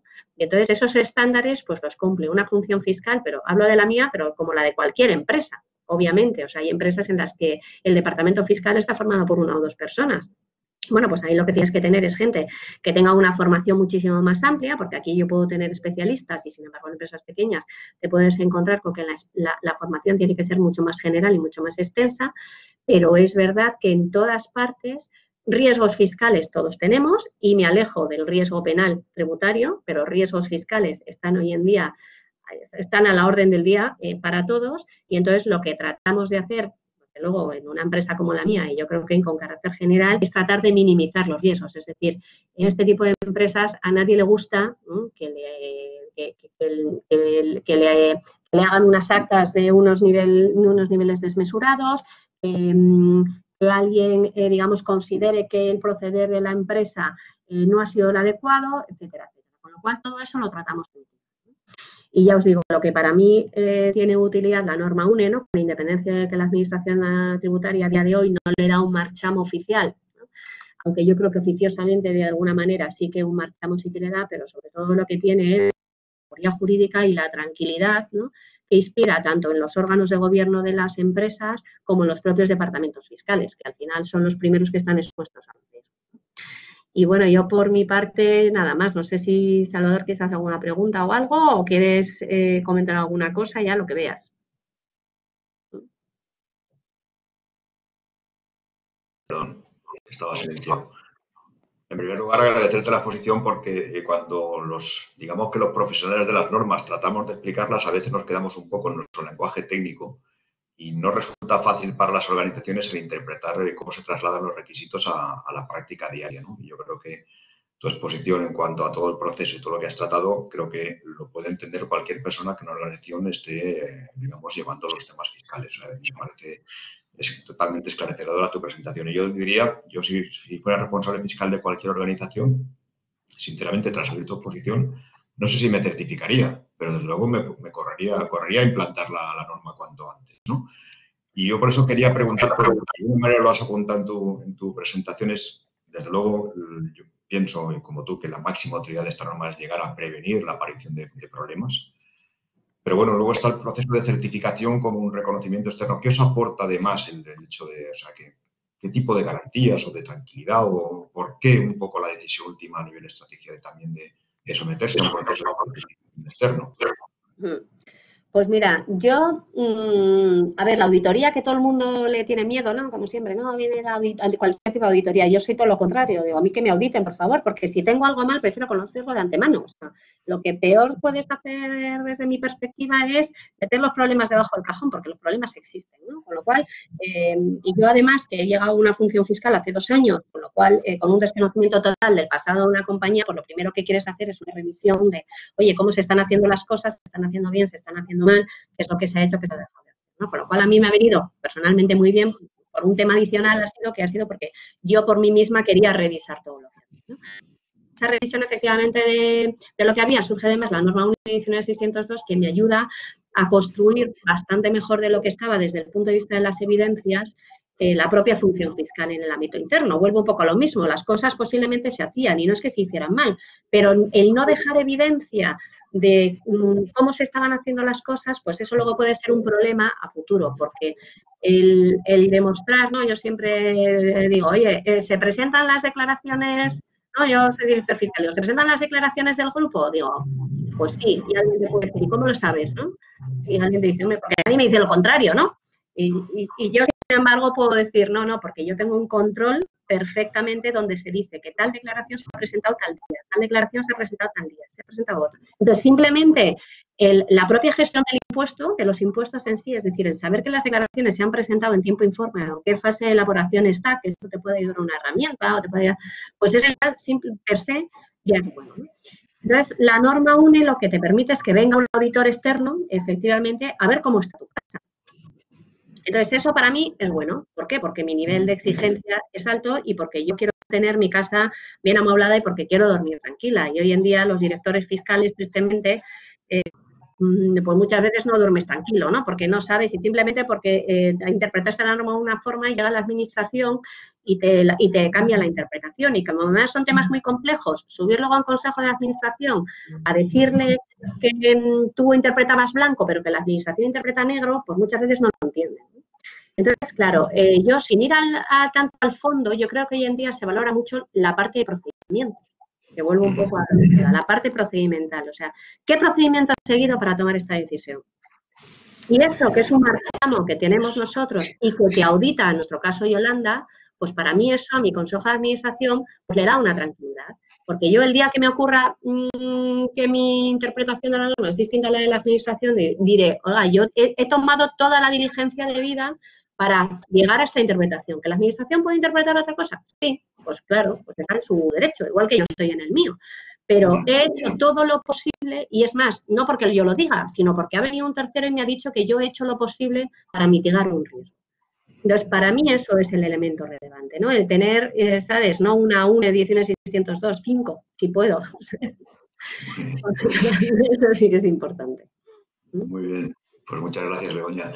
Recordar también a todos los asistentes, que lo ha comentado antes Leonor, que bueno, que se pueden plantear cuestiones a través del chat que luego trasladaríamos a los ponentes. Y si no hubiera tiempo, pues la recogeríamos y daríamos una respuesta posterior. Yo creo que vamos muy en tiempo y, si os parece, pasamos un poco a la segunda parte, que tiene una estructura un poco diferente de mesa redonda, y para ello nos acompañan dos personas que me gustaría presentar. Por un lado, Vega Pérez. Vega Pérez es responsable del área fiscal de la empresa Stadler Rail Valencia. Vega es licenciada en Administración de Empresas por la Universidad de Valencia y con máster en Tributación y Programa de Dirección Financiera en ESADE. Es asesora fiscal con más de 20 años de experiencia, habiendo desarrollado la mayor parte de su carrera profesional como asesora fiscal de empresas, tanto en el Departamento Fiscal de Deloitte, al que perteneció durante 13 años, como en Grant Thornton, donde trabajó durante 4 años. Está especializada en asesoramiento fiscal a grandes empresas multinacionales, así como entidades del sector público y fundaciones. Y desde enero del 2018 es la responsable fiscal y de seguros de Stadler Rail Valencia. Yo creo que Stadler Rail es una empresa sobradamente conocida, desde luego, a nivel nacional y especialmente en Valencia. Probablemente ha cambiado muchas veces de nombre y la gente aún la recuerde pues como antes Oslo o incluso J. Alstom, pero bueno, al final, para centrar a quien pueda no conocerlo, pues es el centro de competencia de locomotoras de línea, locomotoras de maniobra, metros y vehículos de vanguardia para el transporte urbano, que tienen sus instalaciones frente al mar en el Polígono Industrial Mediterráneo de Albuixec, donde trabajan 900 personas en una superficie de 200.000 metros cuadrados. Vega es el responsable, como decía, responsable fiscal y de seguros, y su misión es el análisis, la coordinación y el control de los aspectos fiscales de Stadler Rail Valencia y de sus filiales dentro y fuera de España, así como la gestión de la cartera de seguros de la compañía, de acuerdo con las políticas establecidas por la dirección y con la normativa legal vigente. Entonces, ahora, por otra parte, nos acompaña María Jesús Carrasco. María Jesús Carrasco es grado superior en Administración de Empresas desde el año 82 por el Instituto Politécnico de Elche, en el área de Contabilidad de Empresas. También en el año 90 obtuvo la Diplomatura de Ciencias Empresariales por la UNED, en el área de Auditoría de Empresas. Dispone de un máster realizado, un máster de Auditoría en el área de Cuentas por la Universidad Miguel Hernández, y desde 2000 tiene también un diploma de extensión universitaria por la Universidad Oberta de Cataluña. Un título de Derecho, diploma de Derecho Concursal y Societario por el Instituto Europeo en 2017 en el área de Derecho Concursal y Societario. Como no todos son grandes empresas en este mundo, pues la empresa de María Jesús es a día de hoy una pequeña empresa. Es la responsable contable de dirección de varias empresas y desde el año 97 es socia directora de Vindex Soporte Legal, ¿no? Quien supervisa la área contable y fiscal de la empresa, orientando y dirigiendo el camino de uno para representar la imagen de la mercantil. Probablemente, como decía, Vindex no es a día de hoy, o no tiene la notoriedad de las otras empresas que nos acompañan hoy, pero sí me gustaría destacar que se trata, bajo mi punto de vista, de una pequeña empresa con un equipo básicamente constituido, además, tú me corregirás, por mujeres, entre 5 y 10 personas a día de hoy, con un equipo emprendedor que de alguna manera ya ha llegado a obtener algún premio como empresa innovadora en el año 2019 por parte de la Asociación de Empresas de Servicios de Elche y Comarca. Y bueno, decir también que tiene nuestro certificado ISO 9001 desde el año pasado y espero que lo tenga por mucho tiempo. Entonces, contamos con dos perfiles que realmente corresponden a empresas de muy diferente naturaleza a lo que hemos venido viendo hasta ahora, Y entonces, pues a mí me gustaría un poco, después de la exposición que hemos tenido por parte de Yolanda, contando un poco los fundamentos de norma, por parte de Begoña, contando su experiencia en la implantación de la certificación, pues que nos comentaréis un poco vuestro punto de vista, cómo veis todo esto de esta norma, de los modelos, de la gestión de riesgos tributarios, etcétera. Entonces, adelante, por favor. Si te parece, empieza tú, Vega. Muchas gracias. En primer lugar, quería agradecer a la Fundación que nos hubiesen invitado a participar en esta mesa redonda. La verdad es que las presentaciones anteriores han sido muy interesantes, tanto por la parte de AENOR como por la parte de Begoña. La conozco desde hace años, no personalmente, pero desde luego he seguido pues, sus ponencias y demás. Y también agradezco a mi compañera de la mesa, que seguro que también nos va a dar una visión muy interesante. Bueno, Salvador, como comentabas, yo me incorporé a esta DREIL hace casi 3 años como responsable fiscal. Hasta ese momento, siempre había trabajado en despachos como asesora fiscal externa. Entonces, desde hace unos meses, quizá antes de la pandemia, sí que nos estuvimos revisando el tema del compliance tributario, hemos asistido a jornadas y internamente hemos revisado pues si nos conviene o si estamos preparados para dar el paso y obtener el compliance, la certificación en compliance, ¿no? Nuestra visión como empresa es que el compliance pues, es un conjunto de procedimientos que nos garantizará el cumplimiento tributario y además nos evitarán riesgos fiscales. También consideramos que podría dar lugar a minimizar costes fiscales que algunas veces en los que se incurren por no hacer una revisión muy exhaustiva de las operaciones. Nosotros pensamos que en el futuro certificarnos en esta norma nos podría ayudar a ser una empresa de confianza frente a la administración tributaria. Y además que delante de la administración fuéramos un socio de confianza de cara a licitaciones del sector público. Internamente pensamos que el compliance tributario debe impulsarse a nivel de dirección general, de comité de dirección. Pensamos que no serviría para nada que partiera únicamente del departamento financiero, ¿no? Que es donde yo estoy ubicada, sino que debería formar parte de la cultura de la empresa. Además, consideramos que debe aplicar en cascada a todos los departamentos de la empresa, no únicamente al departamento financiero, pues el departamento de compras, de logística, de producción, el departamento comercial, que su cumplimiento debería ser un fin en sí mismo, ¿no? Para ello, consideramos que los responsables de los distintos departamentos deberían tener unos conocimientos básicos de la materia tributaria. No tienen que ser expertos, pero sí unos conocimientos básicos que les pueda ayudar a tener esa sensibilidad fiscal que se necesita en las empresas para poder detectar y prevenir riesgos fiscales. Consideramos la necesidad de un responsable que pueda liderar este compliance tributario.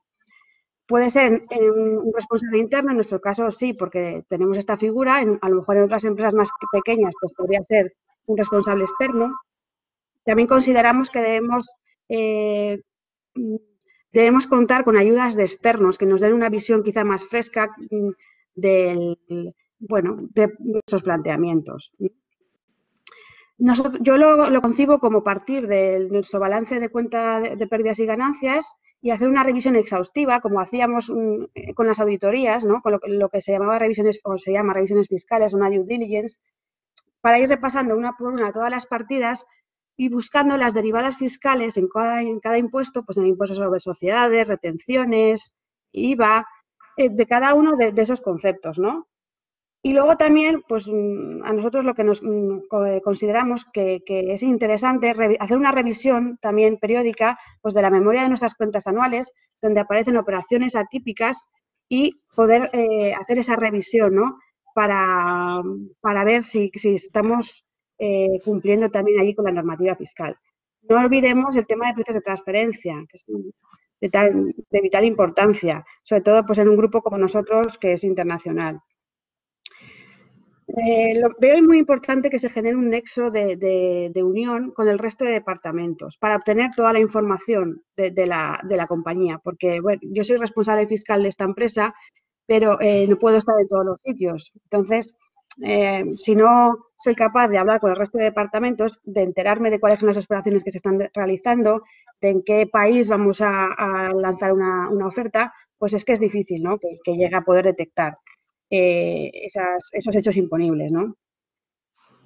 Bueno, yo creo que con esta revisión pues llegaríamos a un mapa de riesgos que deberíamos cuantificar y cualificar y de ahí podría nacer las acciones correctivas que deberíamos de llevar a la práctica para eliminar o minimizar los riesgos fiscales, ¿no? que podrían existir. Insisto, también incluso evitar costes fiscales que en los que a veces se incurre pues, por desconocimiento.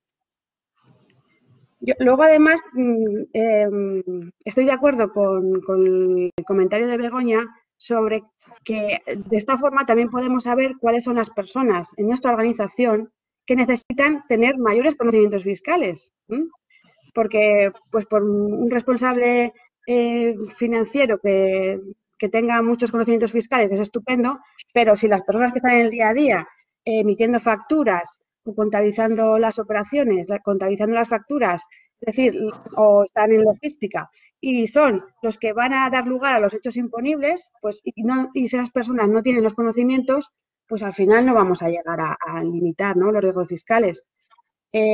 Comparto también la opinión de Begoña en que yo pues prefiero dormir tranquila, saber, conocer los riesgos que pudiéramos tener y desde luego acotarlos e intentar minimizarlos, ¿no? Al final, pues oye, aquí estamos en una empresa muy grande, pero bueno, da igual, puede ser Stadler como cualquier otra empresa. Que pueda tener, aunque sea pequeña, que tenga muchas relaciones de operaciones vinculadas y que pueda generar riesgos fiscales y que al final hay que tenerlos acotados, ¿no? Esa sería nuestra visión, como, en este caso la mía, como responsable del departamento fiscal. En mi caso, pues yo soy responsable, cuento con la ayuda de personas del departamento de contabilidad para la preparación de las declaraciones. Sí que es verdad que, claro, lo tenemos muy acotado porque somos, pues eso, al final somos pocos, yo puedo tener un control muy exhaustivo de la presentación de las declaraciones. Me gusta mucho el tema que ha comentado Begoña, que yo también lo he pensado muchas veces, sobre los procedimientos tributarios, ¿no? O sea, me refiero al tener un manual de procedimientos tributarios, pues qué importante es poder disponer de él, para que no se nos olvide lo que hemos hecho. Si no después pierdes una de tiempo pensando en por qué hiciste esto, seguramente en ese momento lo analizaste, pero es que hay que escribirlo, ¿no? Tienes que guardar un informe, como hacíamos, pues bueno, yo hacía en mi época de asesora fiscal, informe anual sobre el cálculo de impuestos sobre sociedades, pero no solamente en eso, por ejemplo, el IAE, una cosa que parece tan olvidada, pues hay que revisar de vez en cuando los almacenes, a ver si está todo dado de alta, si ha habido una ampliación y no hemos ampliado la declaración, ¿no? En fin, son cuestiones que hay que retomar periódicamente. Yo creo que además el tema este de la ISO, que me parece súper interesante, poder hacer una evaluación periódica nos va a obligar a revisar periódicamente estos aspectos y además estar actualizados en la materia, que es tan importante, ¿no?, para el tema fiscal. Y yo la verdad es que tampoco quisiera extenderme demasiado y dejaría hablar ya a mi compañera. Muy bien, Vega, muchas gracias. La verdad es que probablemente sin darte cuenta, pero has tocado casi todos los palos de la norma. Has tocado desde el liderazgo de la dirección, has tocado desde la necesidad de formación, comunicación interna, procedimientos, una revisión exhaustiva que haces tú antes de una auditoría externa. O sea que yo creo que has tocado todos los palos, ¿no?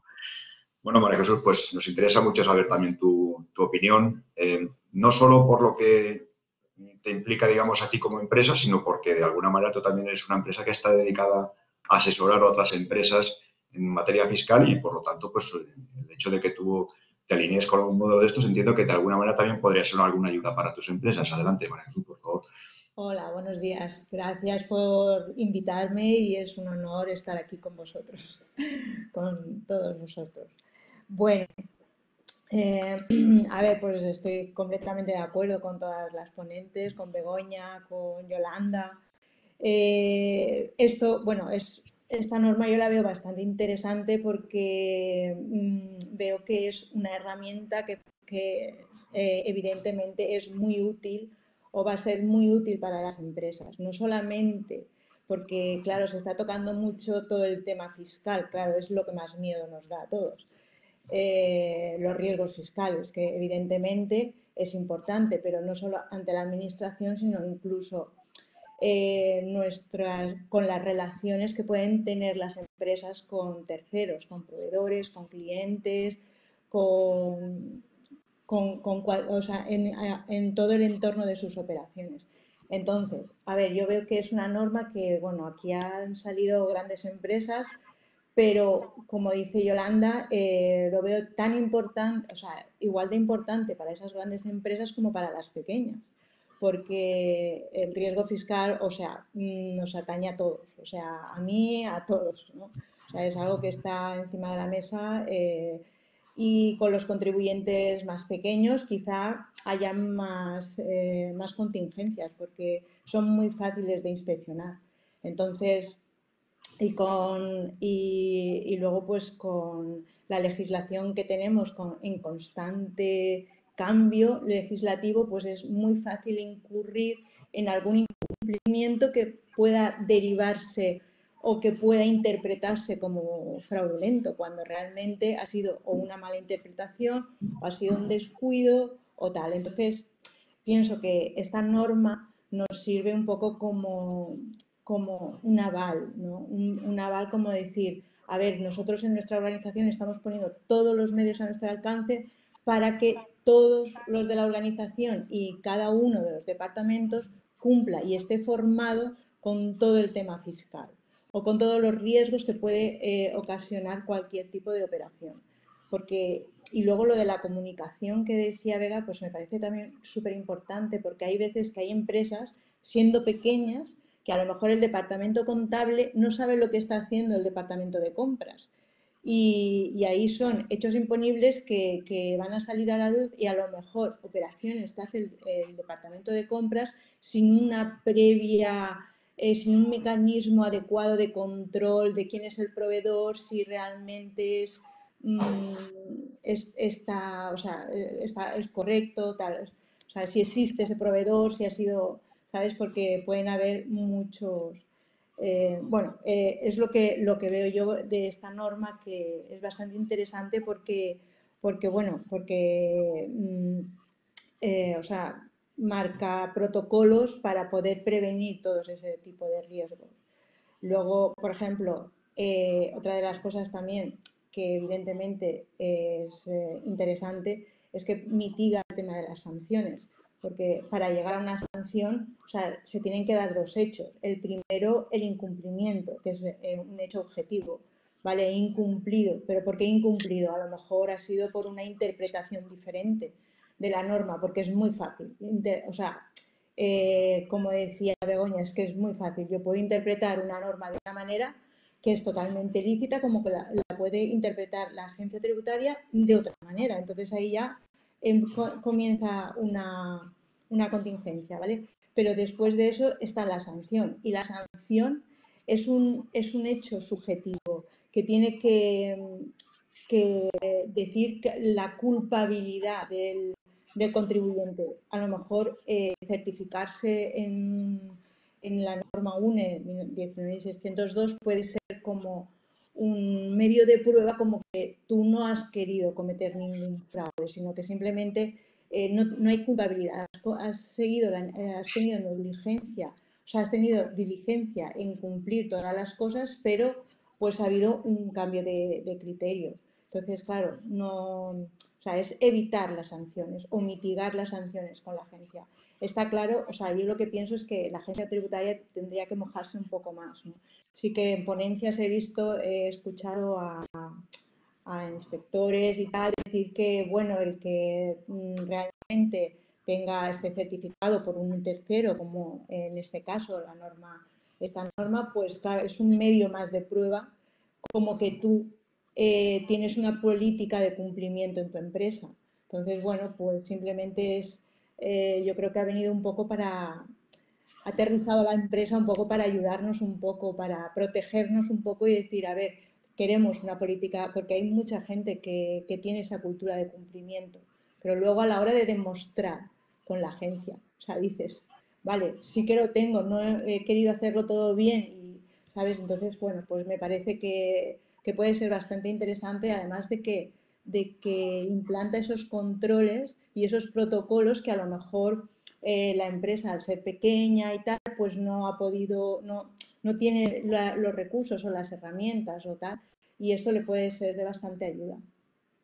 Lo veo interesante para todos. O sea, pienso que han empezado las grandes empresas, pero que en un futuro yo creo que esto va a llegar hasta las pymes y las micropymes. Debería hacerlo. Porque también de cara de reputación de la empresa, con su competencia, con la administración. O sea, yo creo que dices, bueno, es que esta empresa tiene su cultura es de cumplimiento, tiene una certificación por AENOR de la UNE 19602, yo creo que es algo bastante serio. Y bueno, yo creo Muy bien. que lo he dicho todo. Muchas gracias, María Jesús. Yo creo que las dos habéis de alguna manera comentado un poco la esperanza o incluso también por parte de Begoña de que la administración tributaria pues pueda empezar a valorar estas certificaciones. Pues seguramente el secretario autonómico, que creo que ya está incorporado, nos lo podrá comentar luego, ¿no? Pero yo sí me gustaría haceros una pregunta un poco, porque veo que las dos conocéis bien un poco a dónde habría que llegar para cumplir con esta norma, pero sí me gustaría que me dierais un poco vuestra opinión de en qué medida las empresas a día de hoy, la realidad de las empresas españolas, no digo ya una empresa grande como Estales, sino incluso una pequeña empresa o una mediana empresa como las que de alguna manera tú trabajas también con ella, María Jesús, ¿en qué medida pensáis que están distantes de llegar a cumplir con los requisitos de una norma de estas? ¿Tendrían que hacer un gran esfuerzo? ¿Están haciendo ya cosas y es cuestión de documentar, de cumplimentar, de alguna manera sistematizar un poco su gestión en estos temas? A ver, yo creo que gran parte de mis clientes, por ejemplo, estarían bastante preparados, ¿eh? Porque de hecho, bueno, en mi despacho lo que fomentamos es esa cultura de cumplimiento, porque evidentemente siempre es mucho mejor que la defraudatoria, o sea, siempre es mucho mejor.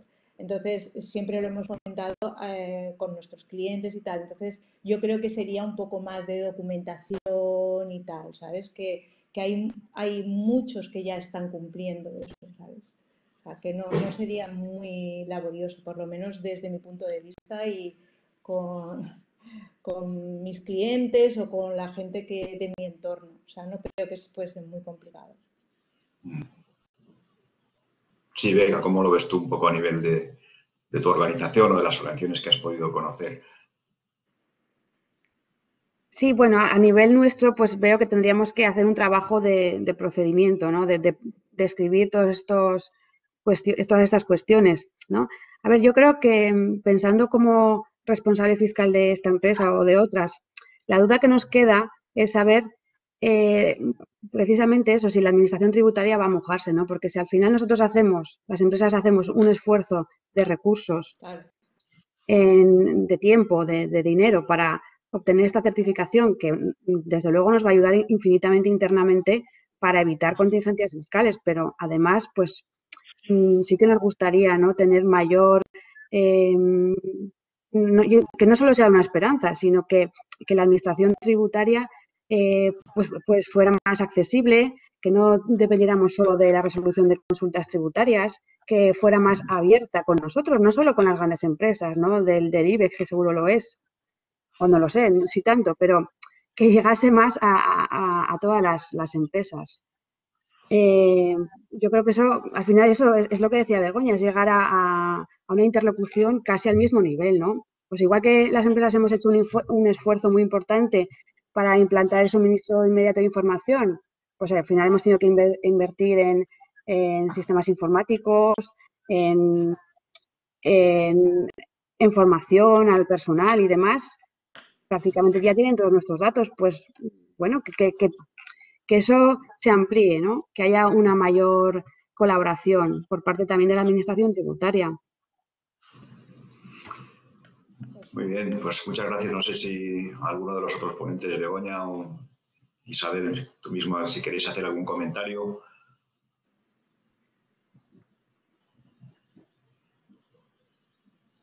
Sí, Begoña. ¿Has abierto el micro? No, era para decir que no, por mi parte. Es que estaba intentando poner la cámara, pero yo creo que no me deja. Pero vale, nada, me ha parecido perfecto. Muy bien. Pues si te parece, Isabel, pasamos a la última parte ya de esta jornada. Isabel, ¿me oyes? Sí, Salvador. A ver. Bien, pues.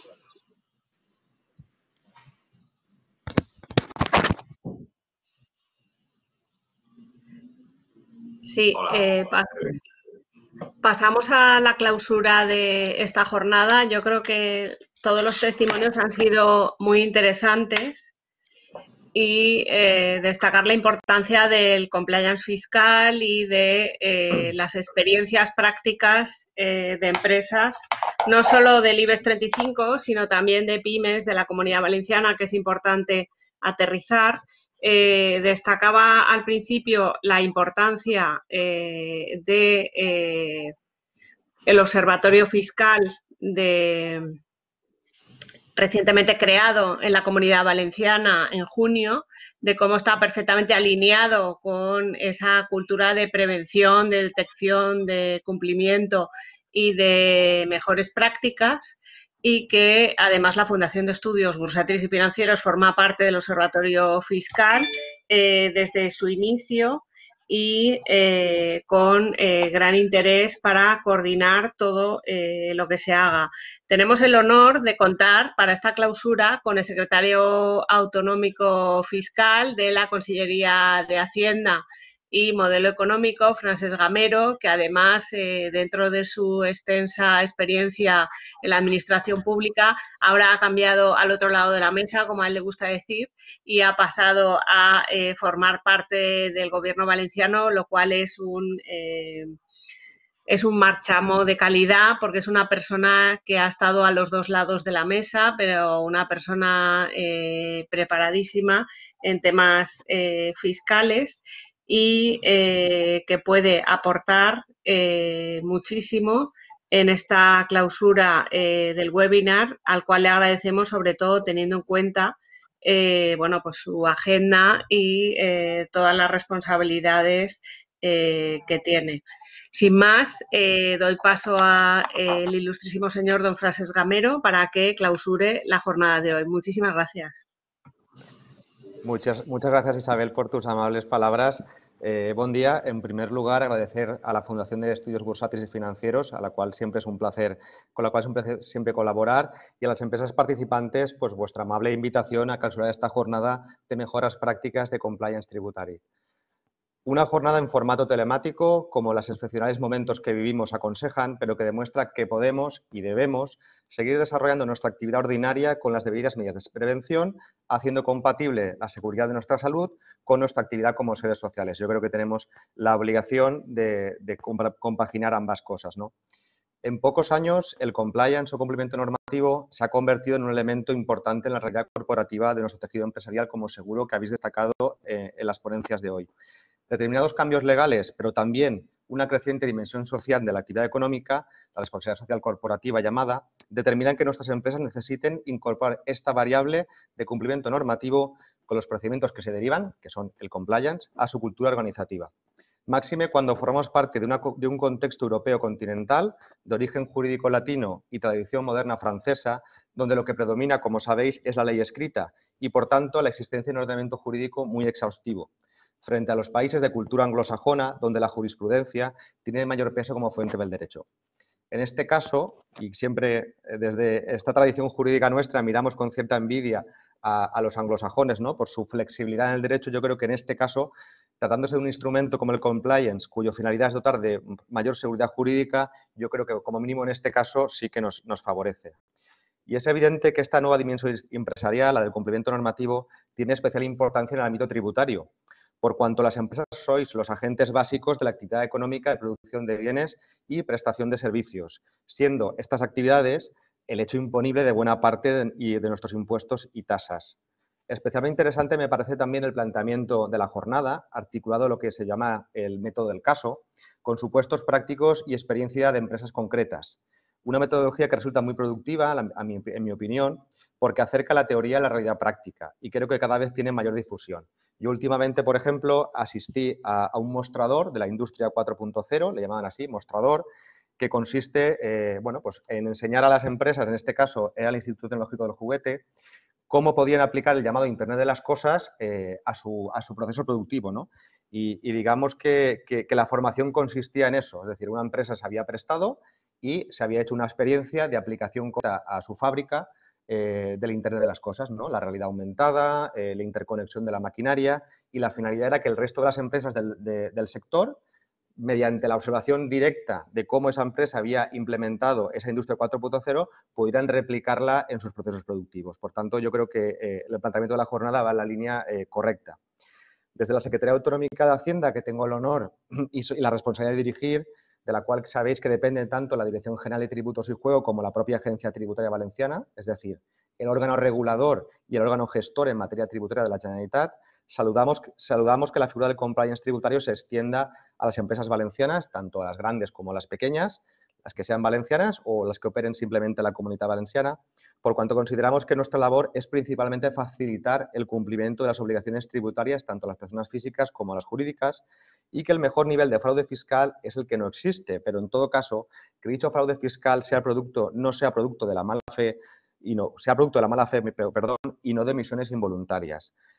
Por nuestra parte, estamos abiertos a acompañar a los sujetos tributarios, en este caso a las empresas, pues entendemos que una administración tributaria del siglo XXI ha de tener una actuación menos reactiva y negativa, con recargos y sanciones, sin descartar la inspección tributaria, que tiene su función, pero entendemos que lo que hemos de fomentar es una actuación más proactiva y positiva al servicio de la ciudadanía.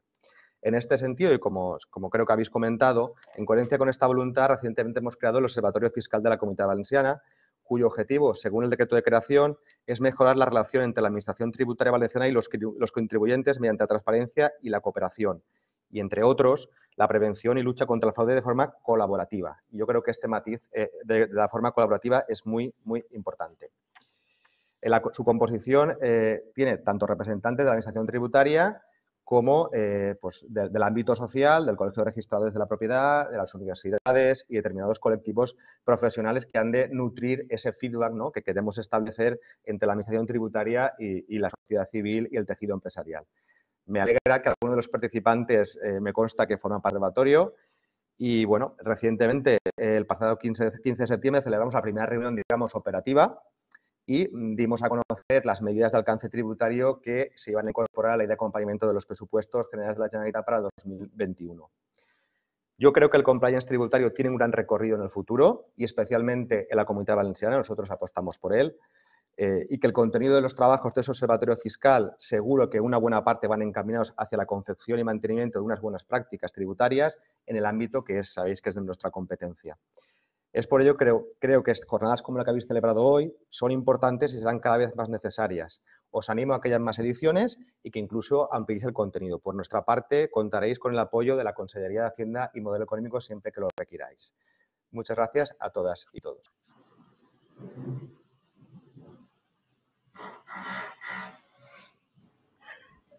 Muchas gracias al secretario autonómico por esta clausura excelente. No se puede decir más con menos. Claridad, criterio y además una administración modernizada y que acompaña a los ciudadanos y a las empresas.